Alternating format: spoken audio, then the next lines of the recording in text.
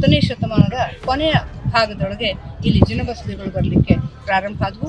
ಈ ಶಾಸನಗಳ ಅಧ್ಯಯನವನ್ನು ಮಾಡಬೇಕು ಅಂತಕ್ಕಂಥ ಒಂದು ಆಸಕ್ತಿ ನನ್ನಲ್ಲಿ ಬೆಳೀತು. ತದನಂತರ 2006ರಿಂದ ಇಲ್ಲಿವರೆಗೂ ಕೂಡ ಎಲ್ಲೇ ಉತ್ಖನ್ನಾದರೂ ಎಲ್ಲೇ ಒಂದಷ್ಟು ಈ ರೀತಿ ಪಾಯಕ್ಕೋ ಮನೆಗೋ ಮತ್ತೊಂದಕ್ಕೋ ತೆಗೆದಾಗಲೂ ಕೂಡ ಇಲ್ಲಿ ಶಾಸನಗಳು ಸಿಗುತ್ತಾನೇ ಇವೆ.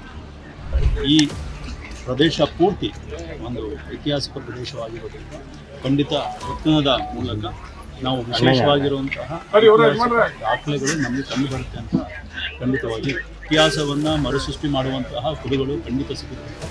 ಈಗ ಟಂಕಸಾಲೆ ಬಹುಶಃ ಇದೇ ಭಾಗದಲ್ಲಿ ಇರಬಹುದು. ಈಗ ನಾವೇನು ಉತ್ಖನನ ಮಾಡ್ತಾ ಇದ್ದೀವಲ್ಲ, ಈ ವೀರಭದ್ರೇಶ್ವರ ಕೋಟೆ ವೀರಭದ್ರೇಶ್ವರ ದೇವಸ್ಥಾನ, ಚಂದ್ರಮೌಳೀಶ್ವರ ದೇವಸ್ಥಾನ ಮತ್ತು ಸಿದ್ದರ ಬಾವಿ ಏನಿದೆ ಇವುಗಳ ಮಧ್ಯದ ಪ್ರದೇಶದಲ್ಲಿ ಇರಬಹುದು ಅಂತ ನಾವು ಊಹಿಸಿದ್ದೀವಿ.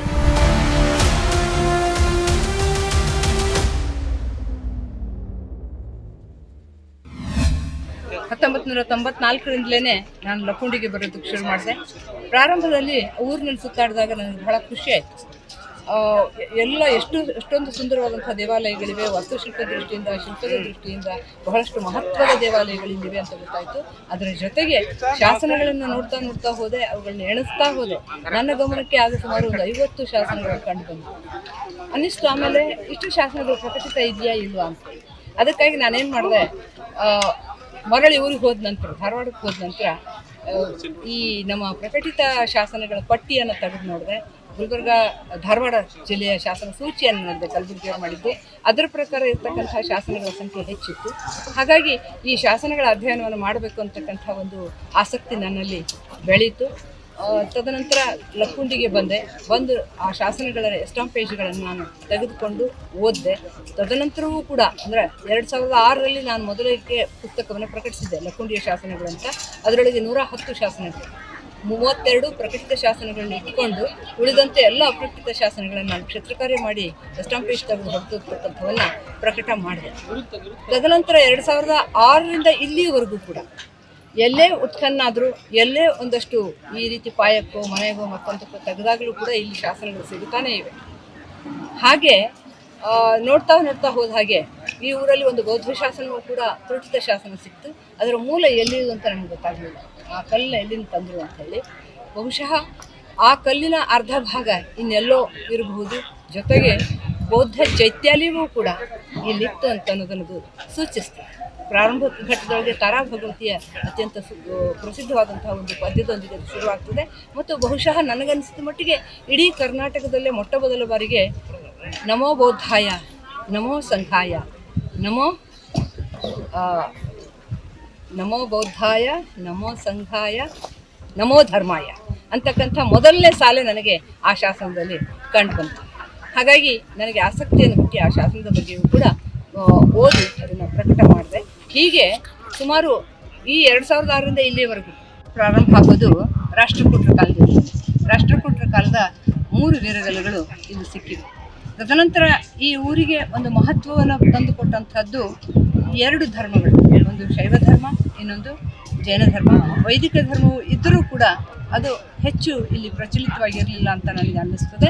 ಹಾಗಾಗಿ ಪ್ರಾರಂಭಿಕ ಘಟ್ಟದಲ್ಲಿ ಜೈನ ಬಸದಿಗಳನ್ನು ಇಲ್ಲಿ ಕಟ್ಟಲಿಕ್ಕೆ ಪ್ರಾರಂಭ ಮಾಡಿದರು. ಅದು ಕೂಡ ಕಲ್ಯಾಣ ಚಾಲುಕ್ಯರ ಪೂರ್ವಾರ್ಧ ಭಾಗದಲ್ಲಿ, ಅಂದರೆ 10ನೇ ಶತಮಾನದ ಕೊನೆಯ ಭಾಗದೊಳಗೆ ಇಲ್ಲಿ ಜಿನಬಸದಿಗಳು ಬರಲಿಕ್ಕೆ ಪ್ರಾರಂಭ ಆದವು.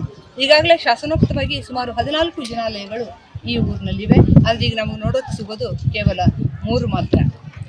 ಅಲ್ಲಿರ್ತಕ್ಕಂತಹ ಕೆಲವು ಮೂರ್ತಿಗಳನ್ನು ಕೂಡ ಈಗ ಅಲ್ಲಿಂದ ಸ್ಥಳಾಂತರಗೊಳಿಸಲಾಗಿದೆ. ಎಲ್ಲಿವೆ ಅಂತಂದ್ರೂ ಕೂಡ ನಮಗೆ ತಿಳಿಯಿತು. ಅದರ ಜೊತೆಗೆ ಈ ಲಕ್ಕುಂಡಿಯಲ್ಲಿರ್ತಕ್ಕಂತಹ ಅತಿಮಬ್ಬೆ ಜಿನಾಲಯದ ಪಕ್ಕದಲ್ಲೇ ಒಂದು ಪಾಯವನ್ನು ತೆಗೆಯುವಾಗ, ಅಂದರೆ ಪಾಯ್ಖಾನೆ ಪಾಯವನ್ನು ತೆಗೆಯುವಾಗ ಅಲ್ಲಿಯೂ ಕೂಡ 5-6 ಜಿನಮೂರ್ತಿಗಳು ಸಿಕ್ಕು. ಅದರ ಕೆಳಗೂ ಕೂಡ ಶಾಸನ ಇವೆ.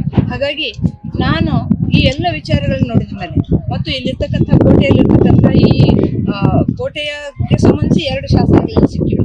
ಯಾರು ಕಟ್ಟಿಸಿದ್ದು ಅನ್ನೋದು ಯಾರು ಅಂತ ಗೊತ್ತಾಗೋದಿಲ್ಲ. ಸುಮಾರಾಗಿ 12ನೇ ಶತಮಾನದಲ್ಲಿ ಈ ಕೋಟೆ ಇತ್ತು ಅಂತ ನಾವು ಊಹಿಸಬಹುದು.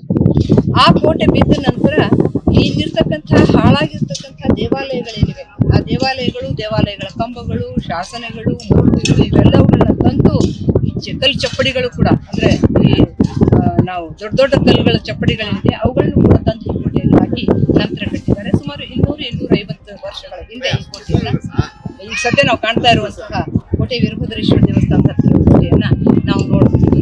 ಇದರ ಜೊತೆಗೆ ಈ ಊರಿನೊಳಗೆ ಕಲ್ಯಾಣ ಚಾಲುಕ್ಯರ ಕಾಲಕ್ಕೆ, ಹೊಯ್ಸಳರ ಕಾಲಕ್ಕೆ ಮತ್ತು ಯಾದವರ ಕಾಲಕ್ಕೆ ಹಾಗೂ ಕಳಚೂರಿಯರ ಕಾಲಕ್ಕೆ ಇವರೆಲ್ಲರ ಕಾಲದಲ್ಲಿರ್ತಕ್ಕಂತಹ ಶಾಸನಗಳನ್ನು ನಾವಿಲ್ಲಿ ನೋಡ್ತಾ ಇರೋದ್ರಿಂದ ಈ ಎಲ್ಲ ಮನೆತನಗಳ ಅರಸರು ಲಕ್ಕುಂಡಿಗೆ ಬಂದಿದ್ದಾರೆ. ಲಕ್ಕುಂಡಿಯಲ್ಲಿರ್ತಕ್ಕಂಥ ಬಸದಿಗಳನ್ನ ಮತ್ತು ದೇವಾಲಯಗಳನ್ನ ಕಟ್ಟಿಸಿದ್ದಾರೆ. ಅವುಗಳಿಗೆ ದಾನ ದತ್ತಿಗಳನ್ನು ಕೂಡ ಕೊಟ್ಟಿದ್ದರ ಉಲ್ಲೇಖ ನಮಗೆ ಈ ಶಾಸನಗಳಲ್ಲಿ ಸಿಗುತ್ತದೆ. ಅಂದ್ರೆ ನಿಧಿ ಇದೆ ಅಲ್ಲಿಗ ಈಗ ಚಿನ್ನದ ಟಂಕ ಶಾಲೆ ಇತ್ತು ಅಂತ, ಅದೇ ನೀವು ನಿಮ್ಮ ಊಹೆಯ ಪ್ರಕಾರ ರಿಸರ್ಚ್ ಪ್ರಕಾರ ಎಲ್ಲಿ ಅದು ಇರಬಹುದು? ಈಗ ಟಂಕಸಾಲೆ ಬಹುಶಃ ಇದೇ ಭಾಗದಲ್ಲಿ ಇರಬಹುದು. ಈಗ ನಾವೇನು ಉತ್ಖನನ ಮಾಡ್ತಾ ಇದ್ದೀವಲ್ಲ, ಈ ವೀರಭದ್ರೇಶ್ವರ ಕೋಟೆ ವೀರಭದ್ರೇಶ್ವರ ದೇವಸ್ಥಾನ, ಚಂದ್ರಮೌಳೀಶ್ವರ ದೇವಸ್ಥಾನ ಮತ್ತು ಸಿದ್ದರ ಬಾವಿ ಏನಿದೆ ಇವುಗಳ ಮಧ್ಯದ ಪ್ರದೇಶದಲ್ಲಿ ಇರಬಹುದು ಅಂತ ನಾವು ಊಹಿಸಿದ್ದೀವಿ. ಆ ಕಾಲಕ್ಕೆ ಅಂದ್ರೆ ಸುಮಾರು 11-12ನೇ ಶತಮಾನದ ಕಲ್ಯಾಣ ಚಾಲುಕ್ಯರ ಕಾಲಕ್ಕೆ ಇಲ್ಲೊಂದು ಟಂಕಸಾಲೆ ಇತ್ತು. ಆ ಟಂಕಸಾಲೆಯಲ್ಲಿ ನಾಣ್ಯಗಳನ್ನು ಮುದ್ರಿಸಲಾಗ್ತಾ ಇತ್ತು. ನಾಣ್ಯಗಳು ಬಂಗಾರದವಿದ್ವು.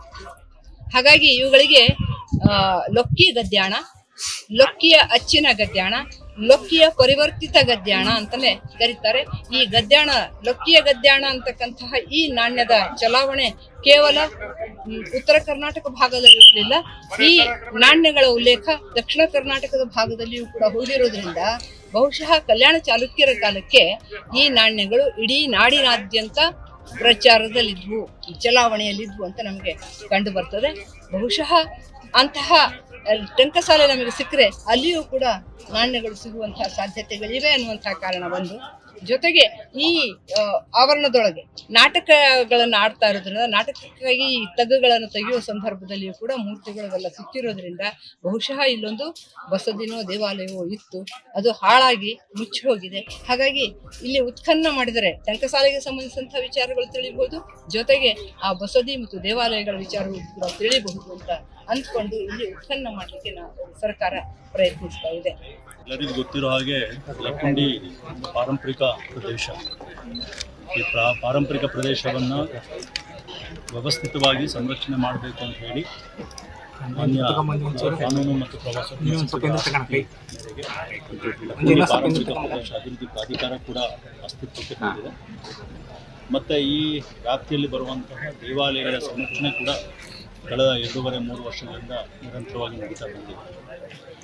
ಅದೇ ರೀತಿ ಅದರ ಭಾಗವಾಗಿ ಲಕ್ಕುಂಡಿ ಪ್ರದೇಶದಲ್ಲಿ ಹುದುಗಿರುವ ಏನು ಐತಿಹಾಸಿಕ ನೆಲೆಗಳಿದೆ, ಕುರುಹುಗಳಿದೆ, ಇವುಗಳ ಒಂದು ಸಂಶೋಧನೆಗೆ, ಶೋಧನೆಗೆ ನಾವು ASI archaeological survey of India ಇವರಿಂದ ಪರ್ಮಿಷನನ್ನು ತೆಗೆದುಕೊಂಡು ಈ ಉತ್ಖನನ ಕಾರ್ಯವನ್ನು ಪ್ರಾರಂಭ ಮಾಡಿದ್ದೇವೆ.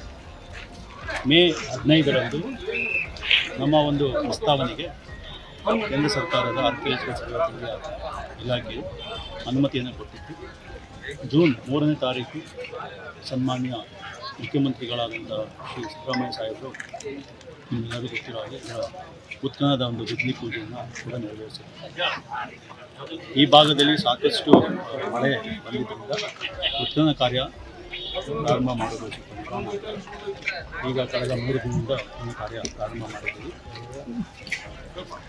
ನಿಧಿ ಸಿಕ್ಕಿದ ಕಾರಣಕ್ಕಾಗಿ ಉತ್ಖನನದ ಒಂದು ಆಸಕ್ತಿ, ಗಂಭೀರತೆ ಜಾಸ್ತಿ ಆಗಿದೆ. ಅದು ಒಂದು ಆಕಸ್ಮಿಕ ಅಷ್ಟೇ. ಬಹುಶಃ ಭೂಮಿಯಲ್ಲಿ ಇದನ್ನೆಲ್ಲ ಹುದುಗಿದೆ, ಅದು ತೆಗೆದಾಗ ಮಾತ್ರ ಗೊತ್ತಾಗುತ್ತೆ. ನಾವು ಊಹೆ ಮಾಡೋಕ್ಕೆ ಸಾಧ್ಯ ಆಗೋದಿಲ್ಲ. ಆದರೆ ಈ ಪ್ರದೇಶ ಪೂರ್ತಿ ಒಂದು ಐತಿಹಾಸಿಕ ಪ್ರದೇಶವಾಗಿರೋದ್ರಿಂದ ಖಂಡಿತ ಉತ್ಖನನದ ಮೂಲಕ ನಾವು ವಿಶೇಷವಾಗಿರುವಂತಹ ದಾಖಲೆಗಳು ನಮಗೆ ಕಂಡು ಬರುತ್ತೆ ಅಂತ ಖಂಡಿತವಾಗಿ ಹೇಳೋಕ್ಕೆ ಸಾಧ್ಯ.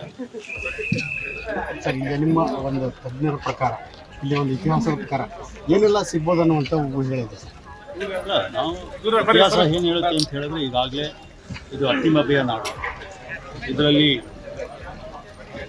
ದಾನ ಚಿಂತಾಮಣಿ ಅತ್ತಿಮಬ್ಬೆಯವರು 101 ದೇವಾಲಯಗಳನ್ನ ಕಟ್ಟಿಸಿದ್ರು, 101 ಬಾವಿಗಳನ್ನು ತೋರಿಸಿದ್ರು ಅನ್ನೋ ಒಂದು ಇತಿಹಾಸದ ಸಂಕೇತಗಳಿವೆ.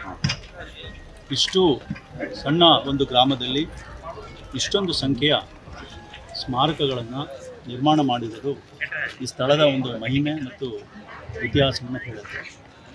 ಮತ್ತು ಈ ಜಾಗದಲ್ಲಿ ಟಂಕಸಾಲೆ ಕೂಡ ಇತ್ತು ಅನ್ನೋದು ಕೂಡ ಇತಿಹಾಸದ ಕುರುಹುಗಳಿಂದ ಮತ್ತು ನಮಗೆ ಇತ್ತೀಚಿನ ದಿನ ಕಳೆದ 20 ವರ್ಷಗಳಿಂದ ಏನು ಕಂಡು ಬಂದಿದೆ ಅದರಿಂದ ಕೂಡ ತಿಳಿದುಬರ್ತದೆ.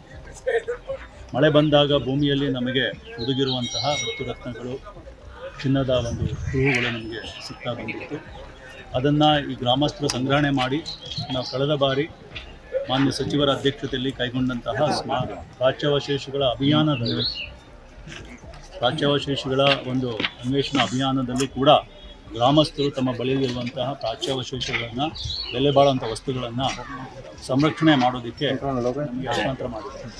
ಸೊ ಈ ನಿಟ್ಟಿನಲ್ಲಿ ಖಂಡಿತ ಏನೆಲ್ಲ ಸಿಗ್ಬೋದು ಅನ್ನೋದು ಊಹೆಗೆ ನಿಲುಕದ್ದು, ಆದರೆ ಖಂಡಿತ ಇತಿಹಾಸವನ್ನು ಮರುಸೃಷ್ಟಿ ಮಾಡುವಂತಹ ಕುಡಿಗಳು ಖಂಡಿತ ಸಿಗುತ್ತೆ ಅಂತ ನಾವು ಭಾವಿಸ್ತೀವಿ. ಈಗ ಪ್ರಜ್ವಲ್ ರೀತಿ ಅವ್ರ ಮನೆಯೊಳಗೆ ಏನು ನಿಧಿ ಸಿಕ್ತಲ್ಲ, ಆ ನಿಧಿ ಸಿಕ್ಕ ನಂತರ ನಿಮ್ಗೆ ಅದೊಂದು ರೀತಿ ಪ್ರೇರೇಪಣೆ ಆಗಿರ್ಬೋದಲ್ಲ. ಯಾಕಂತಂದ್ರೆ ನೀವು ಎಲ್ಲ ಅಧಿಕಾರಿಗಳು ಹೇಳ್ತಾ ಇದ್ದಾರೆ ಕೇವಲ ದೇವಸ್ಥಾನ ಪೂರ್ವಕ್ಕೆ ಸಂಬಂಧಪಟ್ಟಂಗೆ ಮಾತ್ರ ನಾವು ಇದನ್ನ ಅಗಿತಾ ಇದ್ದೀವಿ, ಉತ್ಪನ್ನ ಮಾಡ್ತಿದ್ದೀವಿ ಅಂತ ಹೇಳಿ. ಇಲ್ಲ, ಯಾಕಂದರೆ ಇದೊಂದು ಆಕಸ್ಮಿಕ ಅಂತ ಈಗಾಗಲೇ ಹೇಳಿದೆ ನಾನು. ನಮಗೆ ಜೂನ್ 3ರಲ್ಲೇ ಇದರ ಒಂದು ಭೂಮಿ ಪೂಜೆ ಆಗಿತ್ತು.